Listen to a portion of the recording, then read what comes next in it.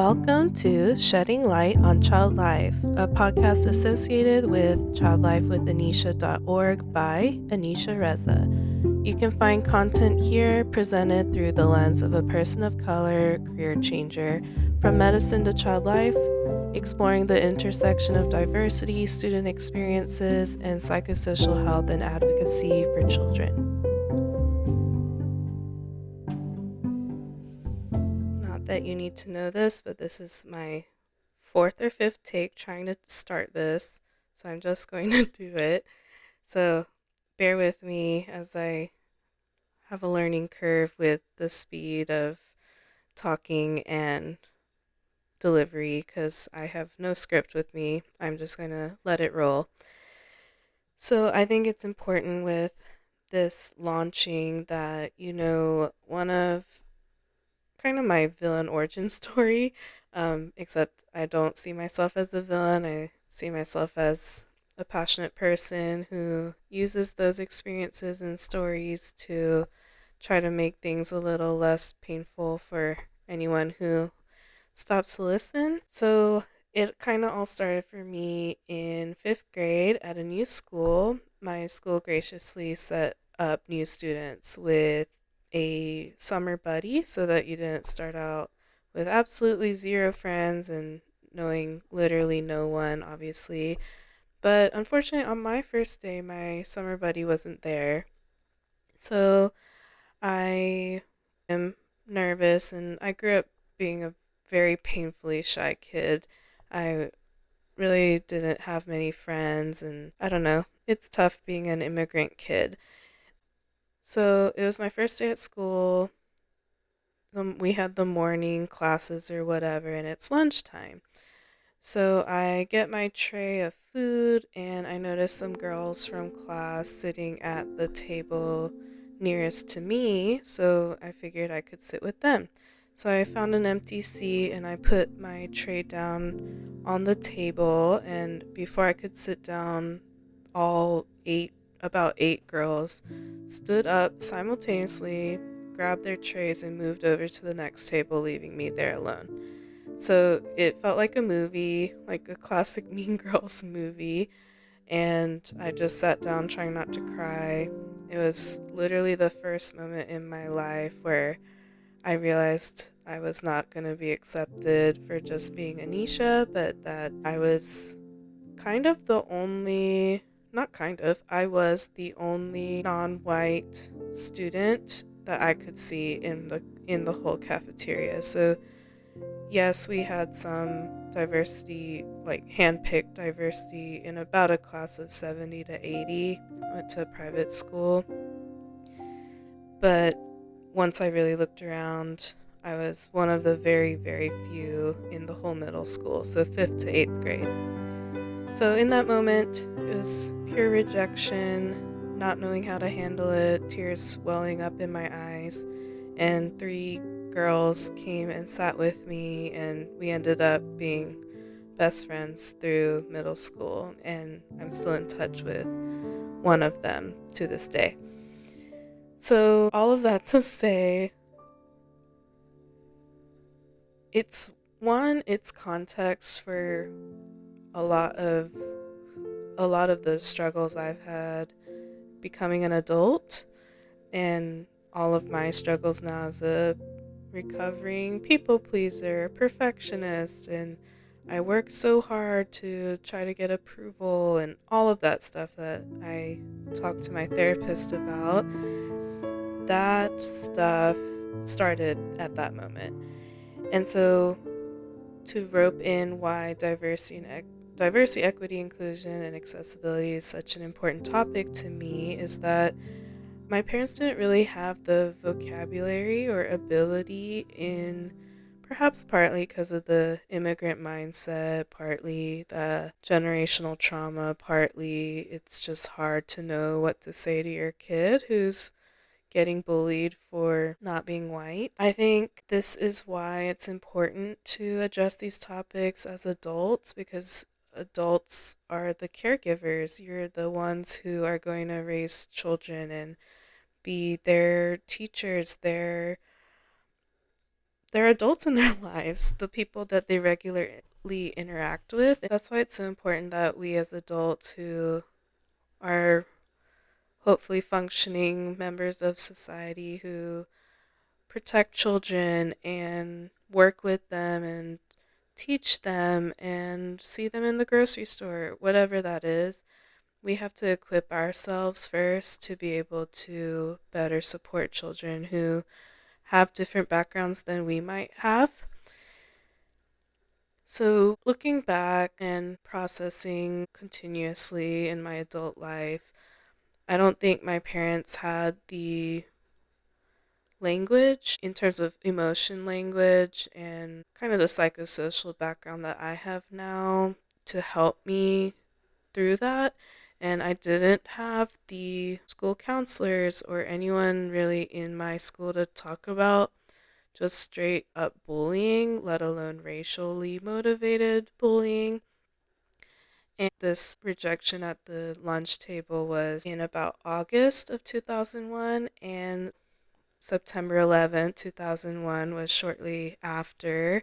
And I grew up in Alabama, so I'll let you make your assumptions there. But I didn't realize how much the way kids treated me may have been influenced by what they're hearing at home and what they're hearing on the news. Kids absorb a lot of things, so that's why it's really important to actively address their questions and teach them before they become a full-fledged adult who doesn't have the ability to emotionally regulate or to express themselves or to ask questions in a safe environment. So in college, I remember reflecting upon my middle school rejection at the lunch table, and it dawned on me like, well, not just dawned on me, it hit me like a train that events that happen in society influenced my day to day because September 11th rocked our whole country. I think a lot of people made assumptions of my family. So my dad is Bangladeshi and my mom is South Korean. And I grew up never discussing my home life or cultural values with my peers. I wrote about it all the time in essays. I think I got like an A plus on a sixth grade paper.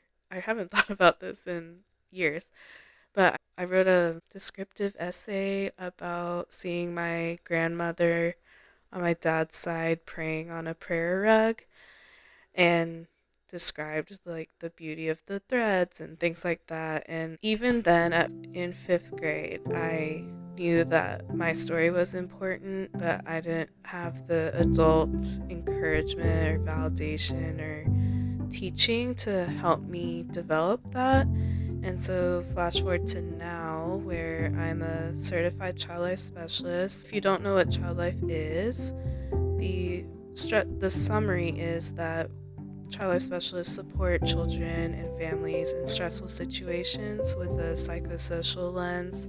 So, with mental health, emotional health, and we try to understand the family and their context and to be able to meet them where they're at. And it's trauma informed, it's family centered, it's preparing children for what to expect.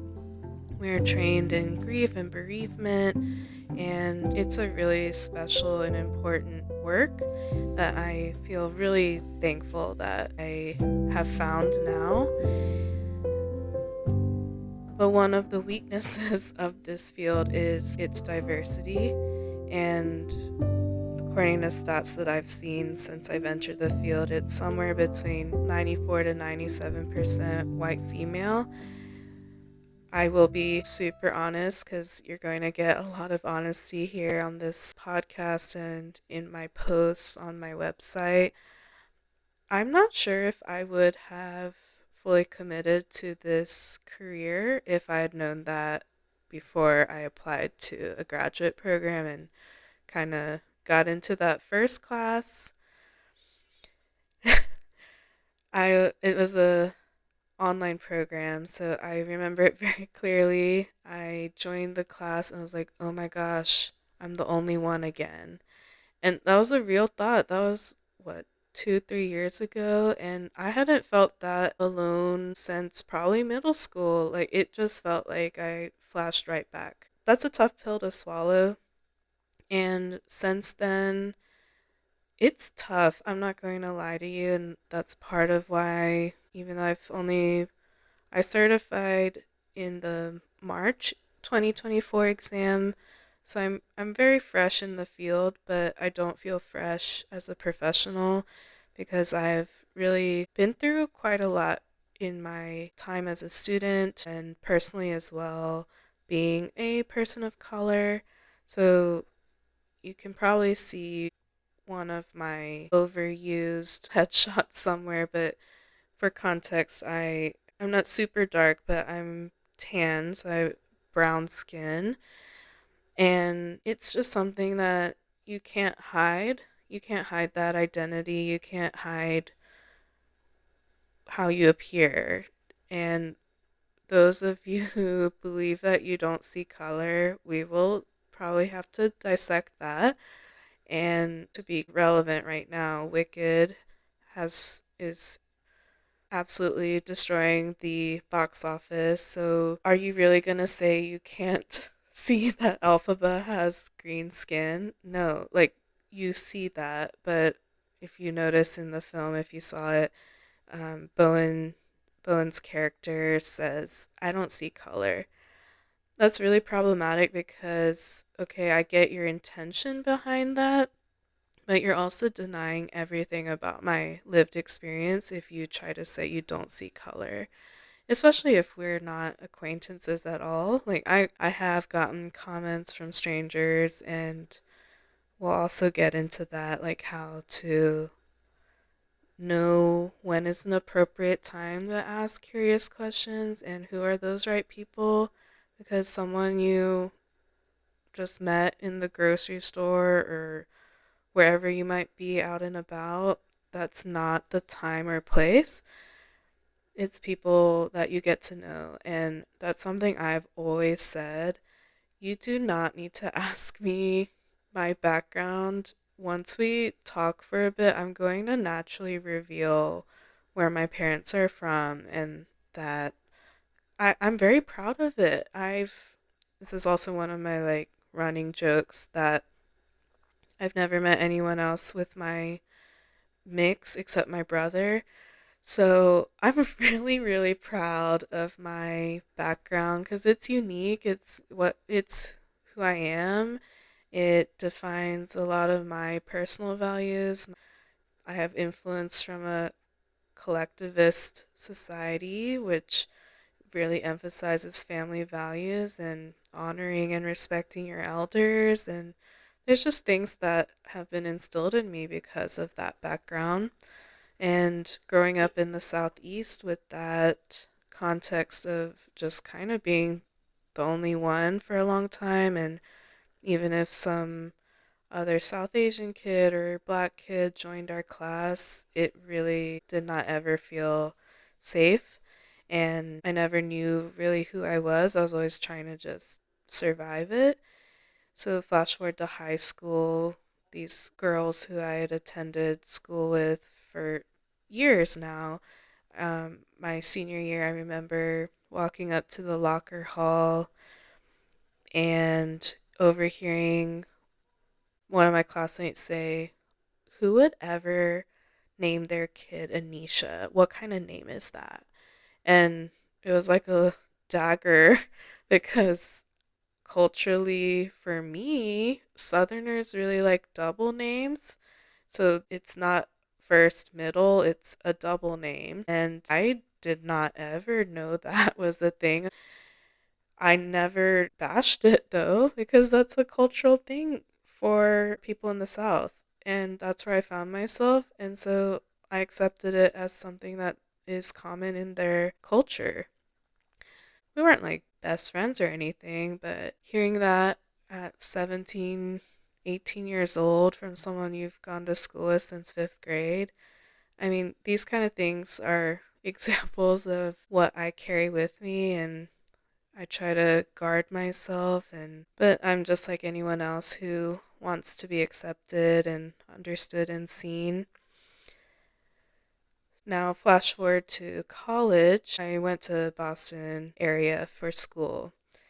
And I remember at the end of freshman year looking around at my tight friend group and realizing I had found myself around surrounded with Asian American slash Asian immigrant slash Asian kids from all over the world as my friend group. And it just showed me that from growing up, never feeling like I was understood, I think I really needed that friend group to find some security in the fact that other people do get me and think my mix is really cool and ask questions about what I eat at home, which literally no one ever asked me about in school growing up. So it helped foster a more of a pride and knowing that there are people who are interested in my story and not just because they're like, quote, what are you? First of all, I'm human, so do not use the word what. Since I brought it up, a good way to ask someone is to say, what is your ethnic background? That's what I go for.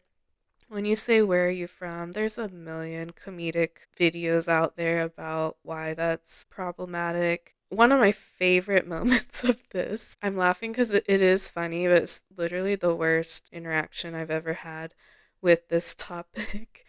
But I was on a training shift as a emergency room scribe in Alabama. They had travel people to train, so it's not like they were from the southeast, I don't think. But we were kind of getting to know each other. It was the beginning of a 12-hour shift, night shift. So I'm stuck with this guy. I think his name is Kyle. Let's call him Kyle. Kyle asked me a little about my background, and depending on my mood, which usually I just go ahead and give them what they want, which is my mom is from Korea, my dad is from Bangladesh, I grew up here, that whole spiel. What I really want to say is that I'm from Alabama. But anyway, so I gave him that spiel, and then he said, your dad is from where? I said, Bangladesh. And he said, where? I said, Bangladesh. And he said, are you sure? Wow, that still amazes me every time I say it. Like, what do you mean, are you sure? I met you like 5 minutes ago. Yes, I am pretty sure I know my literal dad's country of origin. That is an example of if you feel like you aren't sure about something, maybe Google it later. Because depending on if I know you well or if we're, having a good conversation, I can tell you're asking with genuine curiosity and not with judgment, or you're just like fascinated, like, ooh, you're so exotic, or whatever other thing you're thinking that can be honestly problematic to think people are exotic. That's not the right language. Just the fact that he made me question my own my own family when he had literally nothing to do with that and it wasn't truly relevant to anything, and then I was stuck with him for 12 hours. We have like trainer evaluations at the end of the shifts. You better believe that I said I felt uncomfortable for the duration of the shift. So I'm just rambling about random stories that are coming to mind, and I can't even keep count of how many I've already mentioned. And this is just kind of the reality of being a person of color. And actually, my mentor this year encouraged me to try to reframe how I call myself, which I really struggle with because I used to always say I'm minority, but that's like a negative framework to put it in. So she encouraged me to say person of color versus non white, but I'm still struggling with those terminologies. And diversity, equity, and inclusion is a term I use all the time, DEI, but I've been trying to use DEIA to include accessibility because I was reading a little bit about it yesterday, and it was definitely insinuated that DEI included those with disabilities and advocating for their needs. But because of some of the overlooking that gets, that people have been pushing for DEIA So, I'm here. I'm still learning. I do feel like I have a lot to learn in terms of accessibility. I definitely think that's a big growth area for me. So, we'll learn together. And again, these are not stories that I share lightly. These are trying to put a person behind some of the stuff you might see because it's so easy to get lost in the jumble of the comments because comments are just not conducive to healthy, deep conversations that some people are trying to have with strangers on the internet. So that's kind of why we're here on this podcast, is to give some voice to those stories. Fast forward to medical school, where we're training to become healthcare providers of a very, very diverse patient population. I remember being super stoked that we were having a panel with students and professors about basically a diversity panel. I was really excited that we were talking about it, even though it's long overdue and probably needed to be way more frequently done. But people were submitting anonymous questions, and I remember someone asked, like, what is a microaggression?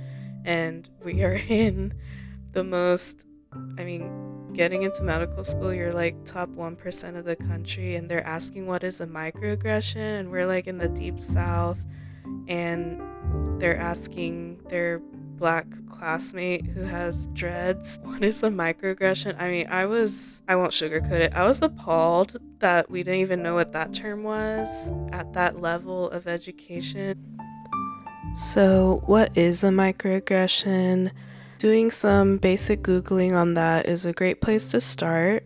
After you listen to this episode, for the purpose of this episode, I am going to give a personal definition of it because I'm not quite sure what my approach is going to be in general of defining things and getting into the nitty-gritty of some of the topics, but from just a quick Google search, microaggression is defined as a statement, action, or incident regarded as an instance of indirect, subtle, or unintentional discrimination against members of a marginalized group, such as a racial or ethnic minority.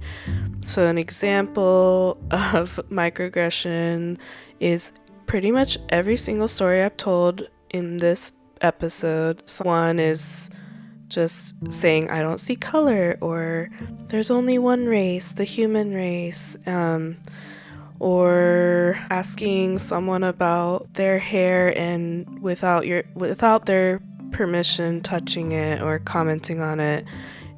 Basically, my approach to microaggressions is it's something I'm not expecting in my day-to-day life to be discussing with someone that I don't want to talk about it with, but I'm being put in a very uncomfortable position where I'm being forced into a conversation and also being forced to explain something when I don't want to and I don't feel like I have to, and I might even be turning inwardly a bit to protect myself because I'm not sure where the conversation is going because usually it's a stranger.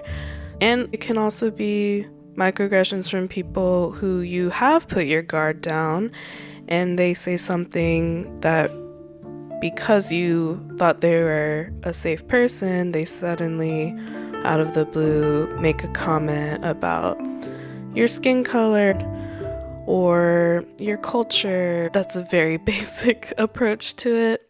I ended up distancing myself from this group of friends. So it was a game night in medical school, and we were supposed to guess the word Japanese. And this Jewish guy, I say that for context because we hurt each other. All marginalized groups can hurt each other. We're all guilty of biases and misconceptions and stereotypes. So I can't believe he did this. He actually made a slant eyes with his fingers, and in a past life, I would have just been fuming at home and let it go. But in the moment, I called it out like, are you kidding me? You could have done anything else. You could have mentioned a car type, a TV company, a food, sushi. Literally, why did you why did you do that action? And I don't think anyone in that group was prepared for my immediate call out. And the fact that they kind of didn't have issue with it the way I did was a huge, huge red flag. So I distanced myself because I didn't. That was a game night during medical school when I was struggling and needed a place to decompress, and my place to decompress made me feel awful. That's not it. So I guess I will kind of wrap up this story time with I think it is so, so, so important that we talk about these topics openly with children. And I have heard the argument like, well, we should protect them from those topics. Like, it's really hard. And it could get political with that. And that's not my goal here at all. But please consider, why did I have to contend with that as a fifth grader? Because I was getting bullied for my skin color, but the bullies didn't have to face that. How is that fair? And it's not. That's the answer. It's not fair. Diversity celebrates differences. Equity acknowledges that we do have differences, that in order to have an equal playing field, you have to acknowledge that we do not have the same experiences in society. Just know that every time I struggle with feeling excluded or misunderstood or not seen for who I am, it comes back to that day in the lunchroom where those girls moved to the next table, because every day prior to that, I was just Anisha. And after that, I realized that's not enough to survive in a society that's built around white privilege. So if we can't acknowledge that and the reality of how I might show up in 2023 to a graduate program and be shocked that I'm the only person in the class that's not white, and feeling like I'm not sure I can handle it or want that. I mean, that's a real concern, that it's still hard, and just because I'm better at dealing with it doesn't mean it's any less scary to walk out every day not sure if someone will unintentionally or intentionally cause me harm. And that's why it's really hard to be your authentic self, because you've had experiences where you were your authentic self and you were torn down from that vulnerability.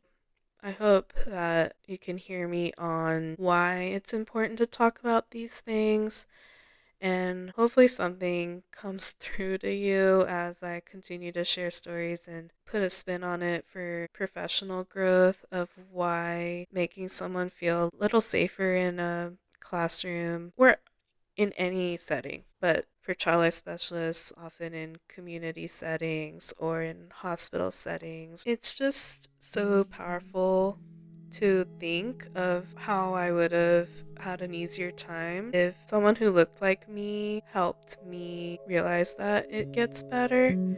And I think that touches on something I want to talk about more later, about the power of representation. Representation in the media is a big one for me. I remember when the Mindy Project came out, and it's just a silly rom-com, but I hadn't ever seen a brown girl on TV not being an absolute nerd or barely having lines or what have you. And I remember just bawling when Mindy Project finished up, and I was like, what is going on? And I realized this is the first time I got to just watch a silly show. I mean, it's a really good show, don't get me wrong, but just watched it for entertainment versus like watching some historical drama or some heavy traumatic, you know, documentary or what have you. Like, I just got to enjoy it and not have to feel like the one person was tokenized. I've touched on quite a few topics here, and these are just some of the things that I may dive more into and share about. But I really do pride myself in where I've come from, and while the experiences I've had were definitely hard and things I wish I didn't have to carry, it does make me who I am today and equips me to be a better clinician, to be more of an advocate. Because if you are white in America, you will not understand this feeling, but there is this unknown comfort and unknown rapport that you build with the patient who, when you walk in the room and they see you're not white, they feel a little more seen. And obviously, we can't change that, but there are a lot of ways that you can make an extra effort to make sure that they feel seen. That could be attempting to learn a word in their native language or just giving it a little extra time. And I know it takes more time to use interpreters, but it is absolutely essential. I just I've watched my mom translate for Korean for all kinds of people in her community, for doctor's office visits, for really anything you need to do on the day to day. And she's not a trained interpreter, but that's kind of the importance of having community and immigrant or having immigrant communities, because thankfully my mom is able to advocate for herself way better than some of the people she translated for, but she's not confident in her English, even though I talk to her pretty much like the way I'm talking to you guys right now. Maybe change a few vocabulary words here and there, but the confidence it takes to go somewhere where you're not sure you're going to fully understand everything, and it's for your health. Like, you need to know what the doctor is saying. So just imagine, maybe thought exercise, you're traveling abroad, you have an emergency, everyone is talking a million miles a minute, you have no idea what's going on, you're in pain, it's scary. That's kind of what child life specialists do for the kid, but imagine that for an adult too. It's scary when you don't know what's going on and no one takes a moment to just help you understand what they're talking about, and it directly affects you. Ultimately, all of these topics require you to pause and have some empathy as to why people have a hard time engaging in these topics who are people of color, because it is literally something we think about subconsciously every day, but sometimes consciously when some random person decides to ask you really deeply personal questions when you're just trying to like check out at the grocery store. That was a real story. I realized subconsciously I was kind of sharing that. Um, that person was like, "Oh wow, do you know this friend of a friend of a friend who might have been from Bangladesh?" I was like, "No, I don't. Can you please just give me my change?" So it's funny because I have to cope somehow, but it's ridiculous. I wouldn't ask you, being a white person, like, "Oh, I met a white person once, like 5 years ago in this place. Do you know them?" It sounds ridiculous, right? So with all of these little stories and experiences, I hope that gives you a little insight as to why I personally am passionate about this, but also why I'm passionate about it in my professional experiences and kind of where this publication came to be. I struggled as a student who didn't have someone to go to, and navigating college, being the oldest cousin in the US, and a lot of different elements. It felt like I was winging it, and my academic history kind of shows it that I had a hard time. And it's hard to ask for help when you're supposed to always be perfect and be that model minority, which is a myth. That will definitely be a topic later. But it's kind of difficult to survive a world that might have it out to get you. But I hope somewhere in there you can see glimpses of why I'm doing this and why it informs my professional passions for students who might not know what they're doing. I hope that you can learn from me and I can mentor you so you don't have to struggle so hard. I just hope that you'll be able to find peace and confidence in being who you are and knowing what you have to offer and to pursue those things and not shy away from what made you who you are today. And I'm thankful that I can use some significant negative experiences to make myself stronger, but also to better understand those who might have it harder than I have. And that's why a lot of my academic work is about immigrant experiences because it's personal to me, but it's also something that I don't think gets as much attention as a group in the diversity diaspora, so to speak.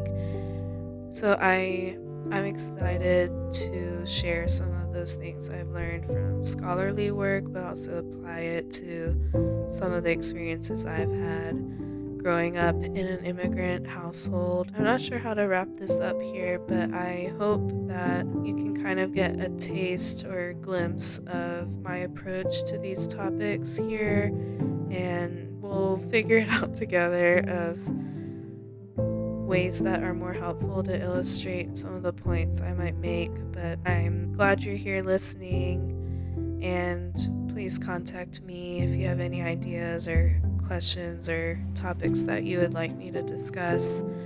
I guess I will leave you with this. Maybe look up what microaggressions you might have unknowingly spoken to someone and confirm that it is one, or consider a way you can ask people questions more politely and in a more cognizant way. Or if you have experienced microaggressions yourself, perhaps forgive yourself for how you reacted or how it felt, because we're all just trying to be humans for the first time. So I hope that you learned something here today, and thanks for listening.